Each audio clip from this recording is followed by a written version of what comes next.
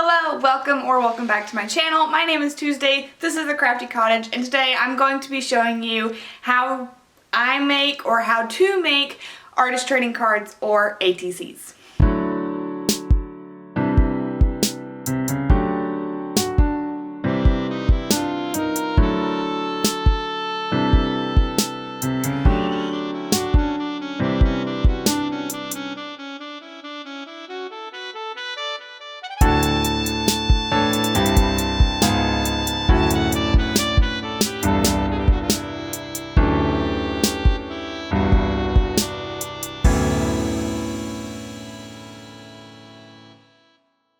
So lately I have been very into ATCs or artist trading cards, and I'm going to show you exactly how I make them, and I'm going to tell you all the rules and everything that goes into making artist trading cards, and hopefully we can swap cards. Artist trading cards started in 1996 by a Swedish artist. I'm not Swedish, so I cannot pronounce his name, but I will flash a picture of him up right here. In 1996, he made 1,200 small pieces of art, basically. In May of 1997, he exhibited 1,200 cards in his bookshop in Zurich. I'll link it down below for you guys to check out. But at the closing reception of this exhibition, he told everybody that attended, if you would like to take home one of these cards, basically, all you have to do is make your own and I will trade with you. And that's how all of this started, and it has been a very big movement ever since. I myself started a Facebook page dedicated to artist trading cards for people to join so they can find other people to swap with. Now, the cool thing about artist trading cards is there is only one rule. They have to be 2.5 by 3.5 inches. Or if you have any old cards, like Pokemon cards laying around, or Magic the Gathering, or Yu-Gi-Oh, or other trading cards like this one, or even standard playing cards, you can trace them and cut them out and use that. That is the only rule. They have to be 3.5 by 2.5 inches. Again, I can link all of this down in the description box for you, just so you remember, but the only rule, 3.5 by 2.5 inches, the size of a trading card. This can be done on any paper that you prefer. I myself prefer to use watercolor paper because it's kind of thick, it's got a little more of a trading card texture, so that's what I prefer to use, and that's what I'm going to show you guys how to make today. But this can be done on any kind of paper, with any kind of materials, any kind of anything. The only rule is 3.5 by 2.5. They have to be that size. Because these cards are a standard size, you are able to then get one of these clear plastic trading card protector sheets. They have 9 slots. It's 3 by 3 and it's 9 slots, and you can fit trading cards into them very easily, and then you have them protected inside. So let's go ahead and jump into this video, and I will show you guys how I personally make my artist trading cards, and then hopefully you can make some and we can trade. I did go ahead and get a P.O. box for this and for pen pal letters, and I will put that in the description box for you guys as well. If you would like to swap with me, go ahead and let me know so I know that it's coming so I can swap back with you. And if we do end up swapping and you don't tell me, at least make sure that your return address is on the envelope that you sent so I know where to send my cards to. Without further ado, let's get into the video. I forgot to light a candle and get tea, but the main reason is for that is because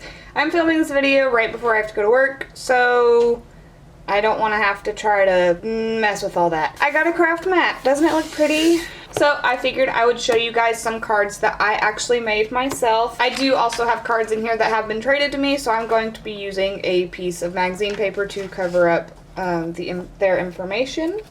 But these are the cards that somebody has traded to me. I'm going to slide this behind here so you guys can't see their information. Then I have a little divider for the cards that I am going to be trading out. So these are some that Titus made. Zoom you out a little bit so you can see. These are some things that Titus made.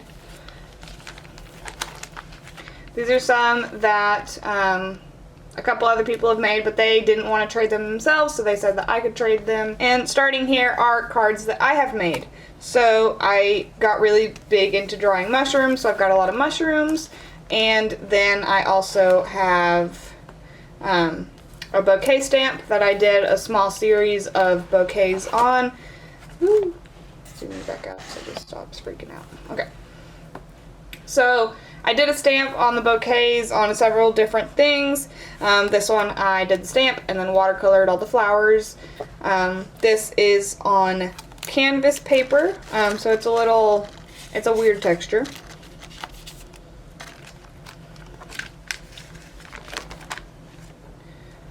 Here's some more that I've done. These ones right here are all collaged from magazines. This one's got a stamp on it and it says TikTok. These are some characters that I've drawn. They're just cute little blobs. They all have names. I plan to do more with them. And these are the last three that I've done. This is a bookshelf with book recommendations on it. This is my attempt at a Christmas card. And another one of my characters. So let's get into how I make these. I just get some watercolor. This is just Master Touch. It's a watercolor pad and it's just got a bunch of watercolor paper in it.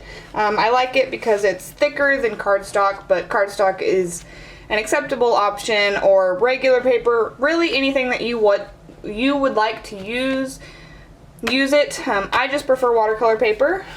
And then I will take a piece of that watercolor paper and a ruler and a pencil, and I just measure out. Make sure you align correctly to where your measurements are correct, and I just start marking 2.5, and then I count over 1, 2.5, 1, 2.5, 1, 2.5, and then I've got just 2 inches over here because this is a 12 by 12 sheet of watercolor paper. So then what I like to do is then just take my ruler to the top of the page and do it again. That way I can line up the marks that I made and make sure that all the lines are straight. So 2.5, 1, 2.5, 1, 2.5, 1, 2.5, and then 2 inches left over. Then I'm gonna rotate the paper. So I just made the 2.5, and now we're gonna make the 3.5. So we're gonna line up the ruler, and then this time we're gonna go 3.5. Then we're gonna go 1, 2, 3.5, 1, 2, 3.5, and this one's got about 1.5 inches left over. Then I'm gonna go again to the top and do the same thing. 3.5, 1, 2, 3.5, 1, 2, 3.5. So you can then draw all your straight lines and then cut it, or you can get a metal ruler and your craft knife, line it up and cut it that way. For example, it is a little complicated when you do it this way because you can cut it, but then you're going to lose some of your marks. So I do like to draw out the whole line, but I have already made a whole bunch, so I am not going to cut this one just yet, but I do have a whole bunch of cards already cut out. So once you cut this out, you're then left with, can't pick it up, one of these. You're then left with a 3.5 by 2.5 rectangle. And then if you were to look at my Psyduck Pokemon playing card, the next to each other, they are the same size. However, the Pokemon card has rounded corners, so I like to take my corner punch that I got at Hobby Lobby, and I like to do the 4mm punch. I tried the 7 and I didn't like it as much, so I do the 4. And so then you just punch all of your corners. Get rid of whatever you've punched, and now they are the same. So that's how I make my cards. And I previously actually found some, I have this whole stack that I haven't corner punched yet. But I did find some watercolor paper that I just like painted on but didn't do anything with. So I cut that up and made them into artist trading cards. And then I have some more just ready to go. And all of this left over is cardstock. So I have some that's 60 weight paper and some that's 110, I believe. So cardstock is acceptable. I do use cardstock. I just prefer watercolor paper. So I have a whole bunch of cards made up already. And like I said, there is no rule to what you put on them. The only rule is that they have to be 3.5 inches by 2 inches. So my preferred technique on these is to take one of these and do something on top of it because I think it looks cool, but also just doing it regularly on here.